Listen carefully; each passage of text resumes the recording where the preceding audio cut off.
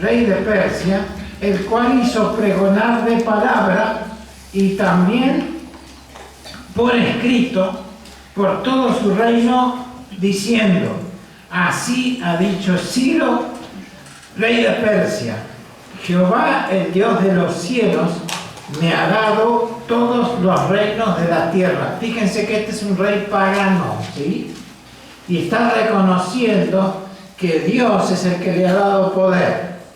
Aquí comienza lo que se conoce como el tiempo de los gentiles, porque el pueblo de Dios lo había abandonado y Dios tuvo que mandarlo al cautiverio. 70 años estuvieron en cautiverio y Dios empieza a actuar a través de reyes paganos. Es sorprendente esto. Eso tiene que llamarnos la atención como iglesia. Si dejamos nosotros de hacer nuestra tarea, Dios la hará de otros medios. Siempre se cumple la voluntad de Dios.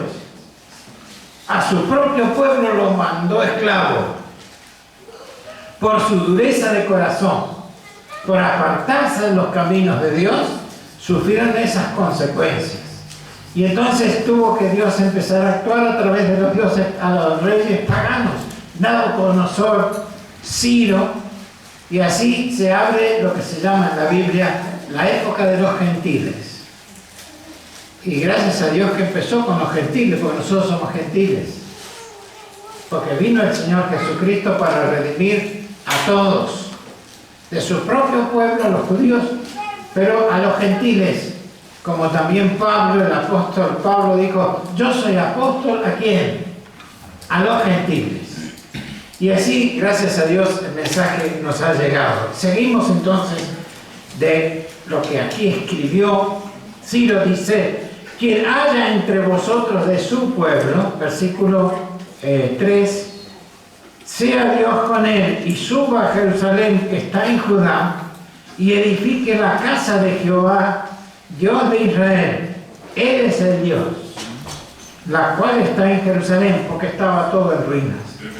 Y a todo el que haya quedado en cualquier lugar donde more, ayúdenle los hombres de su lugar con plata, oro, bienes y ganados, además de ofrendas voluntarias para la casa de Dios, la cual está en Jerusalén. Versículo 5.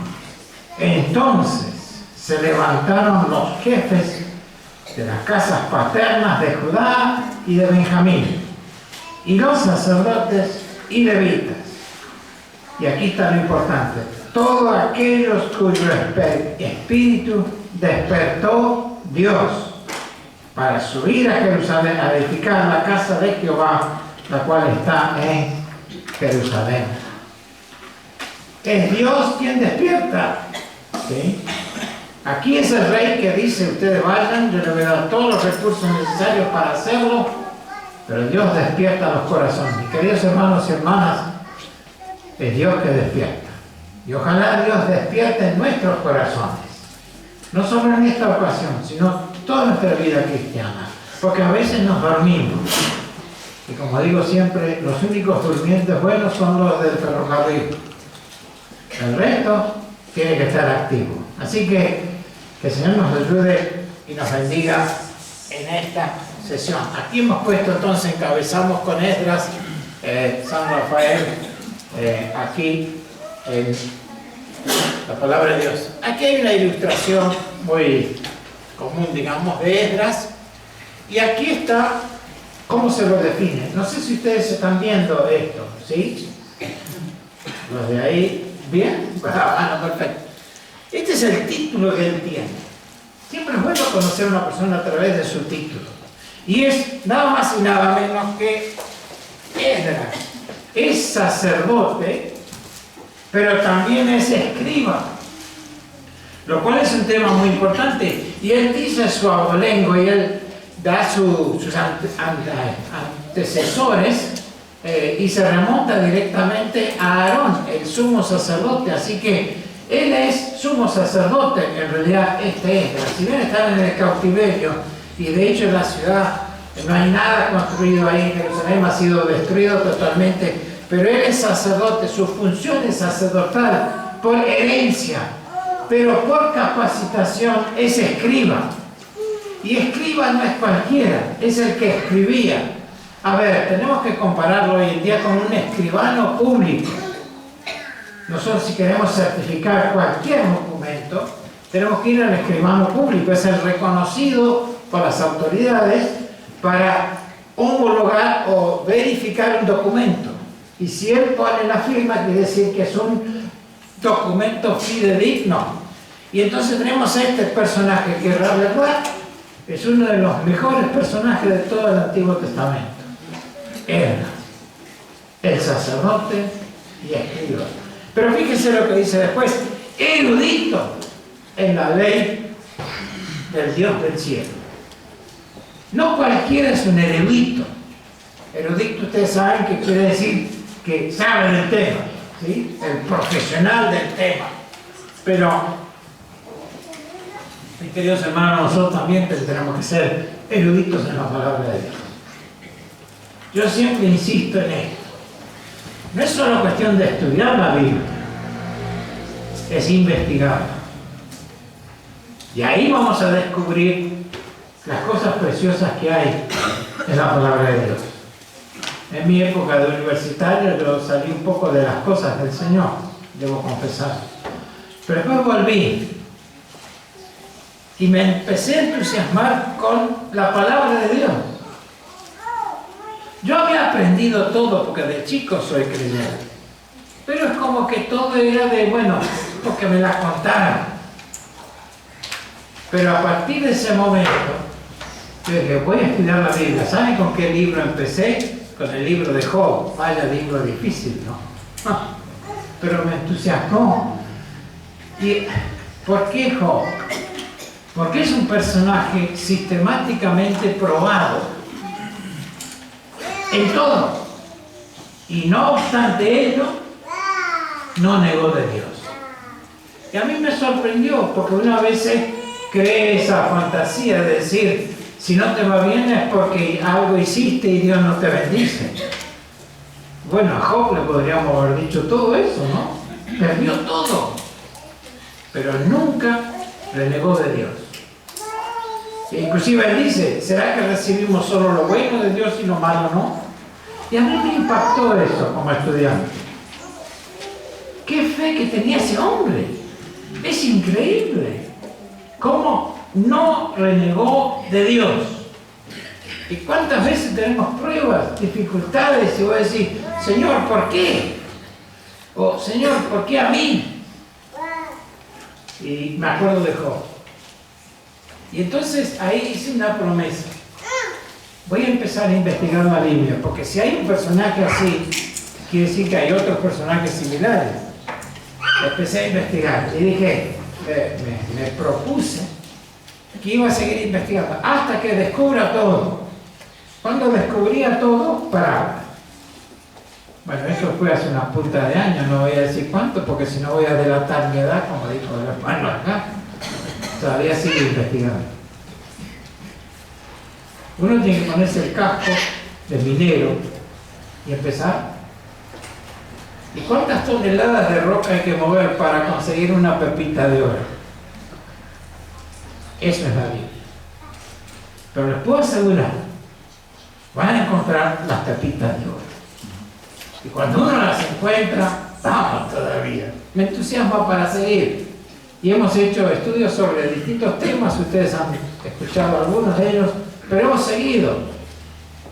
Tenemos el arca de Noé también dando vueltas por ahí. Tenemos la torre de Babel y tenemos los viajes de Pablo. Y nos metimos en esto con investigación. Pero lo más curioso es que este título, porque dice que es erudito en la palabra de Dios, pero ¿quién le puso este nombre, este título? Nada más y nada menos que el rey Artajerjes, un rey pagano. Un rey que se hace llamar a sí mismo rey de Persia, rey del mundo, rey de los 4 rincones de la tierra. Tenían una soberbia estos reyes que era impresionante.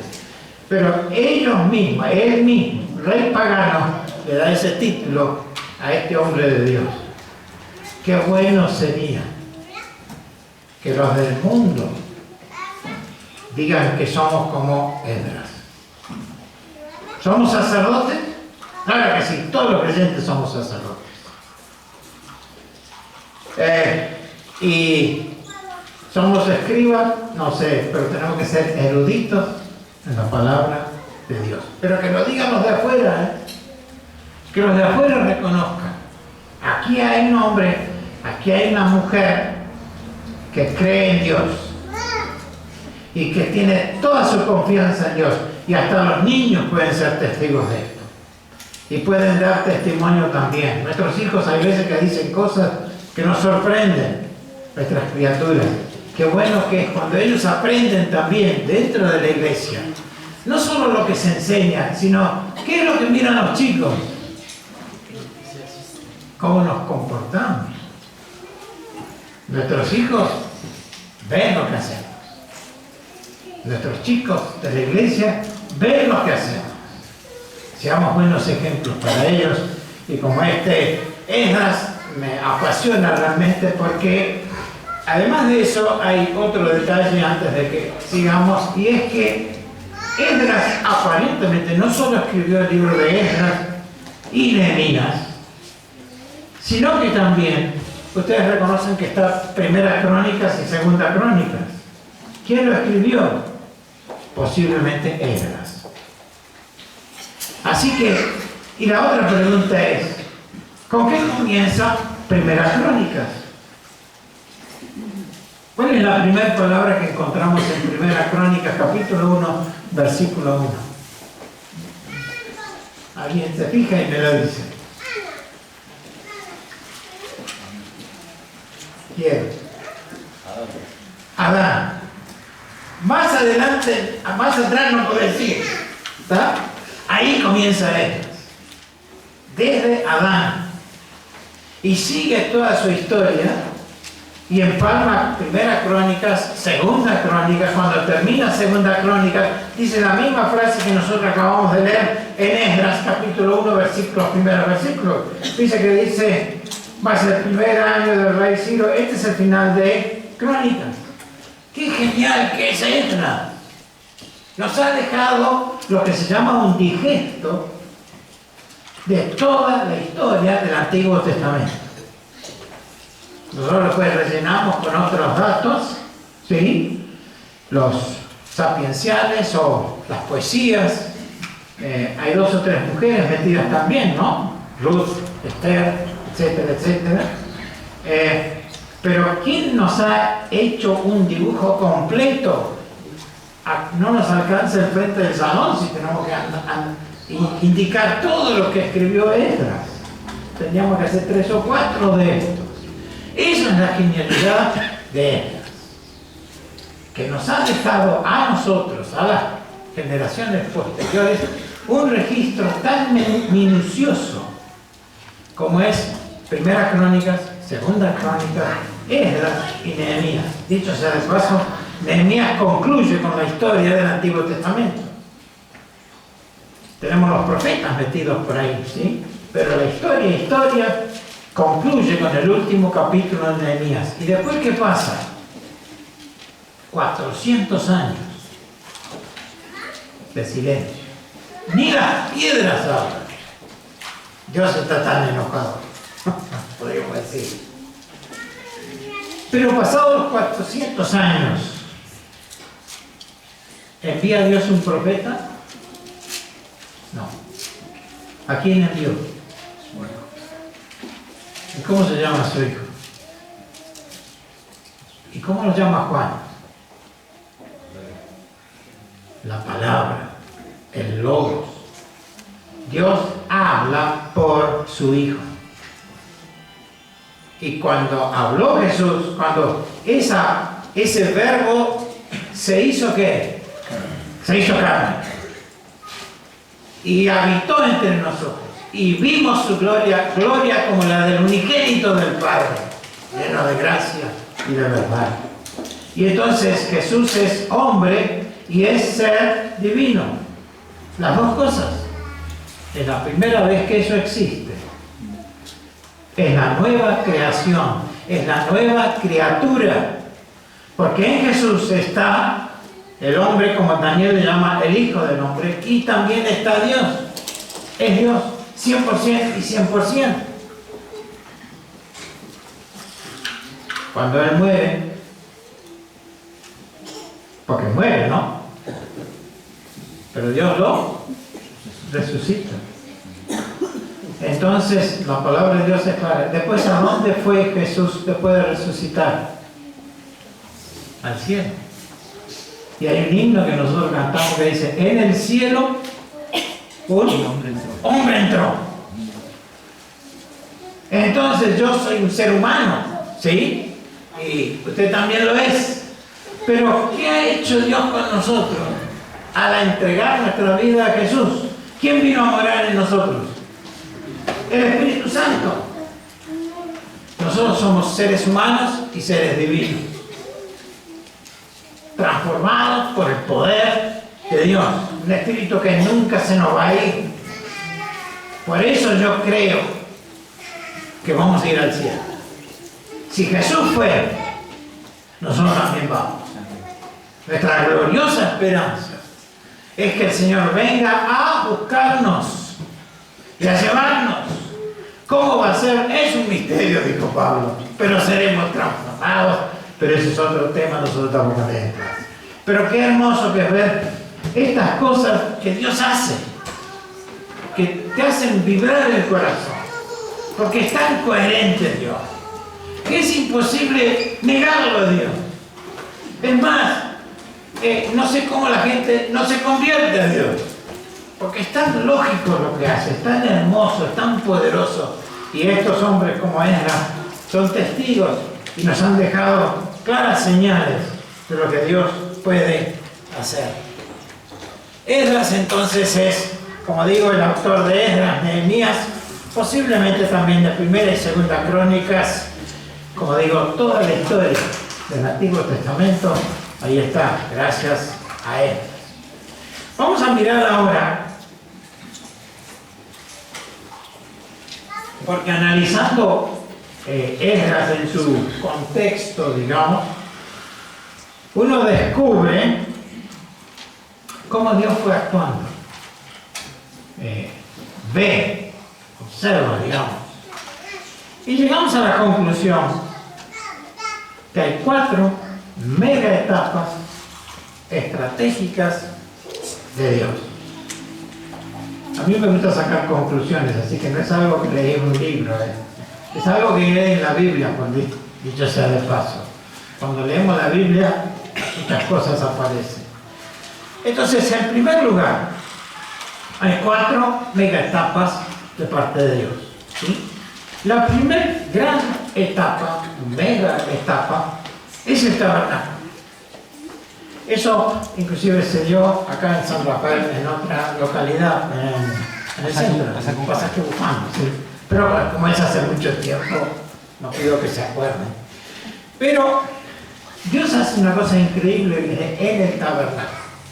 Él estaba arriba del monte Sinaí. Perfecto, ahí tiene que ir a Moisés a hablar con Dios. ¿Y el pueblo dónde está? Abajo. Tenían miedo, porque dicen, tenemos miedo. Ven tú, Moisés, porque a nosotros este Dios nos está asustando, realmente.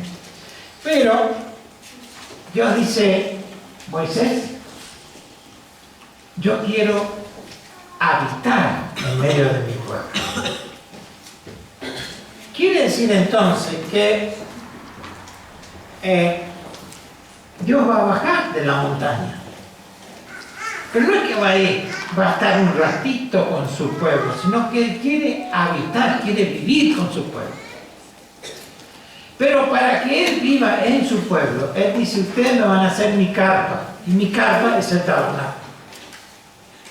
Entonces Dios viene a morar en su pueblo, en el medio de su pueblo, todos alrededor. Eso es insólito, inédito, porque hasta ahí todos tenían que subir para encontrarse con Dios. Porque a partir del pecado, a partir de Satanás dominar sobre la tierra, podríamos decir, ya con Adán y Eva, la presencia de Dios no estaba. Dios demuestra su presencia cuando viene y le habla a Moisés, porque él le dice, quita el calzado de tus pies. ¿Por qué? Porque el lugar que tú pisas, ¿qué es? Santo. Quiere decir que donde Dios bajó, ese lugar físico es santo. Y no hay nada que se pueda superponer a la santa presencia de Dios. Ni Satanás, mucho menos. Entonces, dice a Moisés, yo voy a venir y donde yo voy a estar, ese lugar va a ser santo. Pero me tienen que hacer una carpa, un tabernáculo. Entonces, en el tabernáculo tenemos el lugar santo y el lugar ¿qué? Santísimo. Santísimo. ¿Quién está ahí? Dios. Porque vino a morar con su pueblo. Entonces ya el hombre de su pueblo, la mujer también, ya no hace falta subir a la montaña para ir a Dios. ¿Qué es lo que hay que hacer? Dios ha bajado a mi nivel. Yo lo único que tengo que hacer es caminar hacia Dios. ¡Qué increíble! Pero tengo que cumplir pasos. Primero altar del sacrificio. O sea, tengo que resolver el problema del pecado para empezar. Después vamos a lavarlo, para lavarnos. Después sí podemos entrar adentro en la comunión con Dios, donde es todo de oro. Y ellos, había un velo que no les permitía ingresar a la presencia de Dios. ¿Qué pasó cuando Jesucristo entrega el Espíritu? ¿Qué pasó? Se rasgó el velo. Nosotros entramos a la mismísima presencia de Dios y disfrutamos esa presencia y el incienso, que son las oraciones de los santos. Yo a veces me da pena a ciertos hermanos nuestros de otros grupos que pierden la salvación a cada rato porque están dando vuelta en el altar de bronce. Claro, porque si cada vez tienen que resolver el problema del pecado. Queridos hermanos, pasen al lugar santo. Si el Señor Jesucristo nos dio vida eterna, nos salvó eternamente, entremos al lugar santo, al lugar santísimo, donde realmente tenemos comunión con Dios. El pecado pasó. Si confesamos, Él es fiel y justo para perdonar nuestros pecados, en lo cual implica que debemos tener una constante comunión con Dios. Claro que sí. Pero el tabernáculo entonces fue realmente el elemento que cambió toda la historia, porque a partir de ese momento Dios está, y Dios es accesible, y Dios siempre viene. Vino en el tabernáculo, después vino cuando se hizo el templo, y después se fue con Elías, ¿no? ¿De qué se va? Y después, ¿cómo vino? Con su Hijo, Jesucristo. Dios viene. Pero después Jesús, o Cristo, Jesucristo, se fue. ¿Y qué pasó? ¿Quién vino? El Espíritu Santo. ¿Y dónde está el Espíritu Santo? Es impresionante como Dios actúa. Y bien, perfecto. ¿Y vuelve Jesús? ¿Viene Jesús? Viene. Para llevarnos al cielo. Siempre Dios viene. No es el hombre que va a Dios. Es Dios que viene al hombre. Baja a nuestro nivel. Asume nuestra forma. Y encima vive con nosotros. Una cosa asombrosa que cada creyente puede disfrutar. Pero sigamos con nuestro segundo paso. Entonces está el templo. Y entonces este es otro megaproyecto de Dios. Porque el templo es un paso más. Es dado en la época de David. Porque David, el tabernáculo todavía existía, él construye un palacio. Y él está en su palacio, que ya vimos dónde estaba, en Jerusalén. Y él dice, no tengo un problema, dice, porque como yo en un palacio y Jesús entre en la carpa. O sea, el viejo tabernáculo todavía estaba parado, pero a 10 kilómetros de ahí. Dice, no puede ser que yo viva en un palacio y Dios en una carpa. Y él tiene ganas de hacer un templo, pero no se anima, por una razón muy sencilla. El tabernáculo se movía, o sea, Dios se movía con la nube, acá, allá, afuera, subían, venían, salían, entraban, etcétera, etcétera. Por 40 años el pueblo se armó con la idea de que Dios es absolutamente móvil. No lo pueden poner en un lugar. Cuando llegan a la tierra prometida no saben dónde está más el tabernáculo. ¿Por qué? Y si lo plastificamos a Dios en un sitio no puede ser, porque Dios es móvil. Dios es dinámico. Y se mueve por todos lados.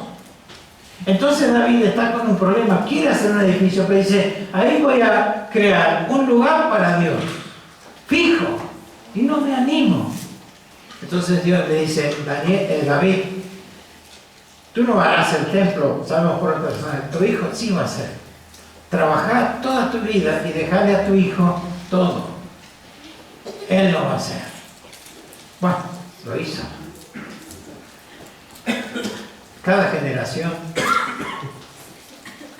tiene que trabajar para la que viene. Pero déjenle cosas buenas, ¿eh? No dejen líos y problemas. David trabajó 40 años para dejarle a su hijo toneladas de oro. Una generación deja las cosas para la próxima y así sucesivamente. Pero una cosa fundamental que Dios hace en ese momento, también dice Dios, yo voy a estar en el lugar, pero ahora cambia la jugada. ¿Por qué? Y eso lo explica Salomón cuando inaugura, dice, sí, yo voy a estar en un lugar que se llama Jerusalén y ahí va a estar el templo. ¿Sí? Hasta el día de hoy es un lugar realmente fascinante con todo lo que está pasando. Vamos a decir 2 o 3 cosas de eso más adelante. Pero Salomón en su oración de inauguración dice una cosa sorprendente, dice cualquiera, ojo, no solo del pueblo de Israel, cualquiera, donde quiera que esté, a 1000 kilómetros, 2000 kilómetros, el otro lado de la tierra, no importa. ¿Qué tiene que hacer? Mirar hacia Jerusalén. Mirar hacia la tierra de Israel. Mirar hacia la santa ciudad. Estas cosas las dice. Mirar hacia tu templo. Y orar. Y él está lejos. ¿Qué le pasó a Daniel? ¿Dónde estaba? Allá lejos, Babilonia. Más de 1000 y pico de kilómetros de distancia. ¿Él qué hace? 3 veces por día lo hace. Mira hacia la tierra, hacia Jerusalén, hacia el santo templo, que dicho sea de paso, el templo estaba destruido en esa época. Sin embargo, él ora a Dios. El mundo puede destruir todo, menos nuestra fe en Dios. Así derriben esto. Así quemen todas las Biblias. Así maten a los cristianos como en cualquier país musulmán. Dios está. Y nosotros tenemos que ser fieles a este Dios que es absolutamente inalterable. Y esa es la razón de ser del templo, de cualquiera, de cualquier lugar, sean israelitas o no, pueden mirar hacia el templo y orar a Dios. Y nosotros hoy no hace falta que miremos a Jerusalén, porque tenemos el Espíritu Santo con nosotros. Así que oramos a nuestro Dios, porque dice Pablo, ustedes son, ¿qué cosa del Espíritu Santo? El templo del Espíritu Santo. ¿Sí? Así que oramos a nuestro Dios que está dentro nuestro, donde quiera que estemos. Por eso podemos llevar el mensaje del Evangelio a la tierra que sea, porque todo cristiano que se mueva en cualquier tierra que sea, ¿qué está llevando? La presencia de Dios. Y nosotros cuando vamos a la escuela, vamos al trabajo, vamos a lo que sea, estamos llevando la presencia de Dios. Recuerda siempre, querido hermano y hermana, somos embajadores de Dios.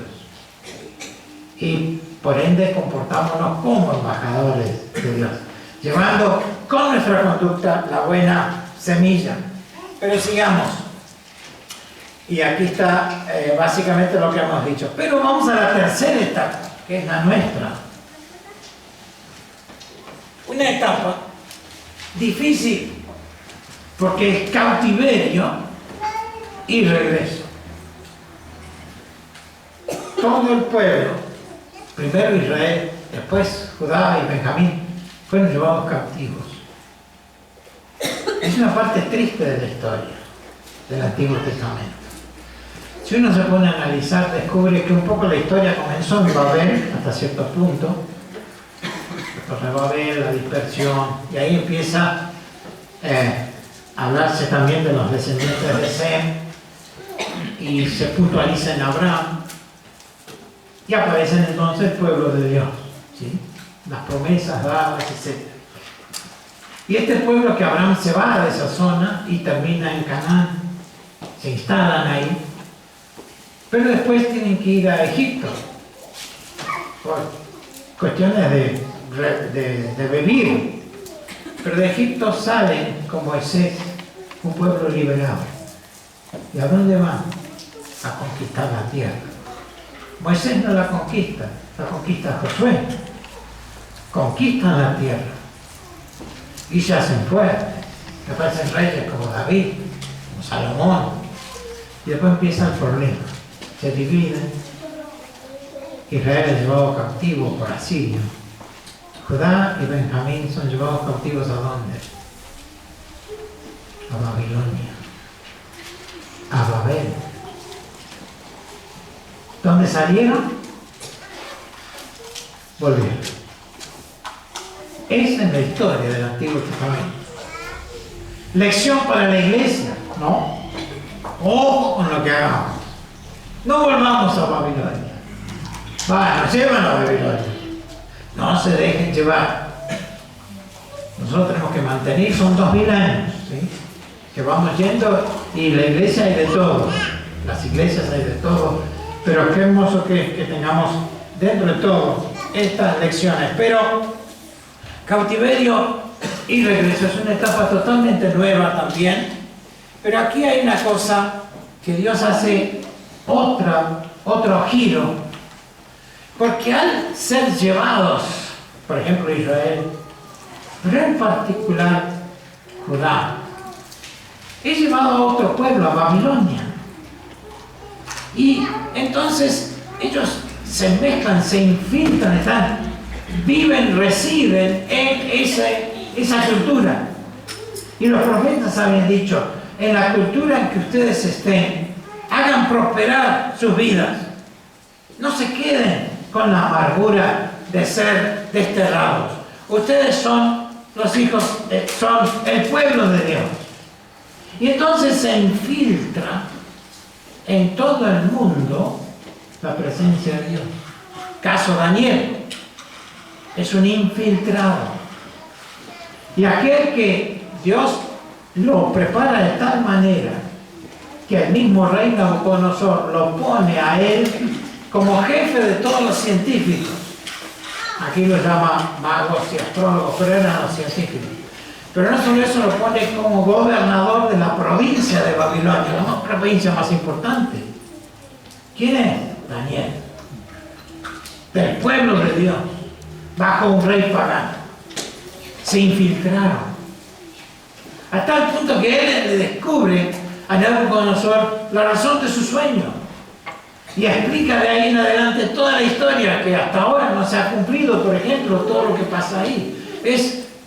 Daniel es otro personaje increíble y muy digno de pero se infiltra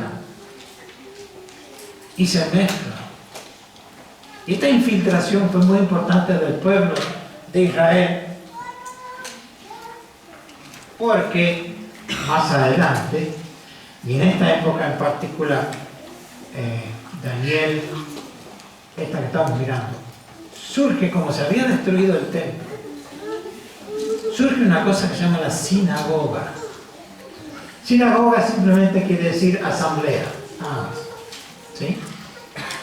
¿Dónde se reunían ellos? Porque no tenían templo. Entonces la única opción que les quedaba era reunirse, leer la Torá, leer la ley y cantar himnos, canciones y orar a Dios. Era todo lo que les quedaba. La sinagoga. Sinagoga se infiltró en todo el imperio romano. ¿Sí? Pablo, cuando va a hablar a los gentiles, ¿dónde va primero? La sinagoga. ¿Sí? Están infiltrados Dios en todo el mundo. Cuando es Pentecostés, ellos hablan los idiomas de todo el mundo. Ojo que no es lo mismo que nuestros queridos hermanos dicen, que es hablar en lenguas. ¿Sí? Esa es glosalalia, es otra cosa. Cuando es Pentecostés eran idiomas que hablaban. Y con eso se transmite el mensaje a todo el mundo ese día. Después se fue eso. Porque Pablo y Silas, Pablo y Bernabé, cuando están en ese, hablan en lengua licaónica, ellos no entienden qué es lo que dicen. Que si no tenían ese don ya. Se fue. Así como el otro don, glosalalia, también se fue. Como el don de profecía se fue. ¿Sí? Porque la profecía está claramente establecida. Es como la esponja. Uno pone un platito, pone agua. Pone una esponja, ¿qué pasa? El agua es absorbida por la esponja. ¿Sí? Ahora, esa agua que está ahí, ¿es esponja? No. Entonces, al apretar la esponja, ¿qué sale? Agua. Dice la palabra de Dios que nosotros estamos en el mundo. ¿Pero qué cosa? No somos. No somos. Somos como el agua de la esponja. ¿No? Uno lo ve y está todo junto. Claro, sí, convivimos en este mundo, trabajamos, estudiamos, lo hacemos todo. Pero apretar un poquito y salimos. ¿Sí? ¿Salimos qué? Agua pura. Y esa es la gran etapa, esta tercera etapa, es la etapa de infiltración de todo el mundo. Dios hacía ese giro genial y ha logrado que su pueblo, en este caso Israel, y después la iglesia, esté hoy en todo el mundo. Esa es la genialidad de Dios y nunca me dejo de asombrar de lo que hace. ¿Cuál es la cuarta etapa? Jesucristo, Hijo de Dios, que viene. Es el Hijo del Hombre de Daniel. Aquí surge una cosa totalmente nueva. Como dije antes, Jesús es ser humano y Dios a la vez. Y uno dice 100% humano y 100% divino. Y siempre nos cuesta entender esa... Te voy a mirar la hora porque me parece que nos estamos yendo del tiempo, pero estamos a redondear. Y uno dice, ¿cómo puede ser 100% Dios y 100% humano? La matemática a mí no me cierra, ¿qué quieren que le diga? Hasta que uno descubrió una cosa, una vez descubrió una cosa. Hay muchos descendientes de italianos en la Argentina, ¿sí? De españoles, tal. ¿Qué ha pasado con ellos? Hasta que Italia ahora, España también, que tenemos en Europa, dicen, si usted tiene su abuelo, o algo así, o padre italiano, aunque usted haya nacido en la Argentina, es ciudadano argentino, pero a su vez puede ser ciudadano italiano. ¿Sí? Entonces, ¿dónde nace la persona? Argentina, es argentino. ¿Dónde? Pero su padre, ¿de dónde es? Gracias. Pero su padre, ¿de dónde es? De Italia. Lo hace italiano. Vamos a Jesús. ¿Jesús dónde nació? Como ser humano. En la tierra, ¿no es cierto? ¿Pero quién es su padre? Dios está. Dios. 100% humano, 100% divino. Ahí la matemática no cierra. Con el simple ejemplo de que hoy un argentino puede tener pasaporte argentino y pasaporte italiano. Es 100% argentino, tiene todos los derechos, pero además es 100% italiano. Puede hasta votar en Italia. Ahí está. Qué hermoso que Dios nos deja este tipo de cosas. Entonces Jesucristo es sin duda Hijo de Dios, pero además ha logrado hacer a través de la Iglesia que se infiltre el mensaje de Dios en todo pueblo, lengua y nación, y se cumpla aquello de Apocalipsis, que los que están frente al trono son de todo pueblo, lengua y nación. La cuarta etapa, la etapa más fantástica, la que vivimos nosotros, y podríamos considerarla como la última de la gestión de Dios sobre la tierra. Por eso, todo lo que pasa en la tercera etapa, que es lo que estamos por ver, muchos la llaman post-exílica, ¿no? Porque es después del exilio. Yo prefiero darle otro nombre: pre-mesiánica. Es un poco más positiva, ¿no? Post algo. Pre-mesiánica. Porque cuando uno estudia en particular los conceptos de los profetas, que son Ageo, Zacarías, Malaquías, por supuesto están los anteriores, pero los que vivieron esta etapa siempre presentan al Mesías, la esperanza del que viene. Daniel ya dijo, el Hijo del Hombre. Todo preparó toda la historia para que venga el Mesías, el Señor Jesucristo. Y hay judíos que hasta el día de hoy reconocen a Jesús como Mesías, se llaman judíos mesiánicos, ¿sí? Porque ellos reconocen que Jesús efectivamente fue el Mesías. Y digo simplemente la sinagoga. Acá me entusiasmé tanto que perdí toda noción de tiempo. ¿Qué vamos a hacer? Hacemos un intervalo si quiere. ¿Quiere hacer el intervalo? Bueno, está bien. No se va a hacer muy tarde después, ¿no? No. La hacemos corta la segunda. Parece que oraron mucho y yo me siento demasiado bien ahora. Así que termino con esto porque en realidad cierra el concepto de la sinagoga, que en realidad un poco ya lo hemos reiterado esto, pero la sinagoga crece en la medida que el templo no está construido, porque si bien acá se reconstruye, después los romanos lo destruyen en la época de Jesús y vuelve la sinagoga al escenario, y entonces ahí es lo que está disperso en todo el imperio romano. No muere la relación con Dios, sino que se realiza a través de la sinagoga. Y por supuesto fue muy importante que haya sinagogas, como digo, Pablo inició toda su gestión en sinagogas, ¿sí? Predicando que el Mesías anunciado era Jesús, el Cristo. A los judíos no les gustó, otros sí, y en particular los gentiles sí se toman de eso. Y entonces surge una cosa muy interesante, que de esa manera la iglesia se infiltra en todo el imperio romano. No solo en el imperio romano, se infiltra en todo el mundo. Y hoy estamos aquí, infiltrados. Luces que brillan en la oscuridad. Voces que hablan ante los gritos del pecado. Esa es nuestra misión. El orden de culto nuestro se toma de la sinagoga. Porque ahí, como dije, leían la Torá, leían la Biblia, nosotros lo hacemos. Cantaban canciones, salmos en realidad. Nosotros cantamos, ¿sí? Himnos. ¿Y qué hacemos? Lloramos. ¿No?